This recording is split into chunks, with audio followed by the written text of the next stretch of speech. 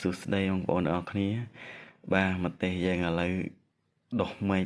ចេញមកប្រុសទៀតហើយបងប្អូនហ្នឹងហើយវាបានត្រូវភ្លៀងត្រូវអីដល់ពេលអញ្ចឹងទៅវាដោះមែកអាទូចមកឡងស្ញេះអញ្ចឹងយើងមកតែងមែកវាមកបេះមែកវាចេញខ្លះនិយាយរួមកុំបំវាមែកវានៅច្រើនទៅវា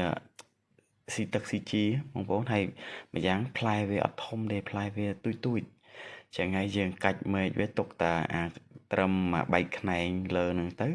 ធ្វើឲ្យផ្លែវាហ្នឹងធំល្អហើយម្យ៉ាងប្រពន្ធថាឲ្យបិចឲ្យ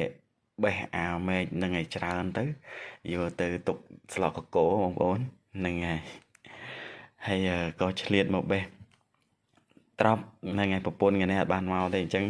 ឆ្លៀតបេះត្រប់ទុកទៅផ្ញើប្រពន្ធទុកបុកលហុងត្រប់យើងផ្លែគួសមដែរណាបងប្អូនបាទបេះមកបានមកកញ្ច្រែងធំដែរទឹកគ្រាន់តែប្រពន្ធដាក់បុកលហុងណាបងប្អូនហើយក៏ឆ្លៀតបានទៅមើលម្ទេសអាណាទុំហ្នឹងហើយកុំឲ្យបាក់យើងទិញគេអញ្ចឹងណាតែម្ទេសយើង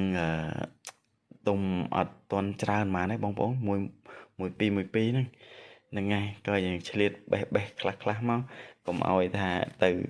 មកដល់ចកាហើយអត់មានបានអីជាប់ដៃយកទៅផ្ទះវិញអញ្ចឹងណាបងប្អូនយើងមានស្រេចហើយអញ្ចឹងយើងឆ្លៀតទៅបេះទៅត្រប់បន្តិចម្ទេសបន្តិចទៅហ្នឹងហើយស្លឹកម្ទេសបន្តិចទៅហ្នឹងយើងយកទៅគ្រាន់បានដល់ផ្ទះហើយយើងធ្វើនេះធ្វើនោះហ្នឹងហើយយើងបេះបានប៉ុណ្ណេះដែរបងប្អូនម្ទេសល្អណាបងប្អូនដូចអាដើមដំបងអាផ្លែដំបងហ្នឹងហើយល្អមែនតើបងប្អូនយើងយកទុកគ្រាន់ហ្នឹងហើយហូបផងយើងដាក់បុកលហុងផងនោះក៏ឃើញត្រប់នោះដែរនឹកឃើញដល់អីគេស្អីបុកកតុយហេះអីណានោះបាទហើយពាក់តនឹងលក់ត្រប់នេះមានច្រើនណាបងប្អូនហ្នឹងហើយប្រហុកផ្អកអីទៅបាទនេះបុកកពឹសបុកអីណានៅហ្នឹងទៅហ្នឹងហើយដាក់មកឆ្ងាញ់ហ៎នេះមកដល់ផ្ទះកូនមើលមុខដំបូងគេឆ្ងល់ប៉ាបានស្អីគេ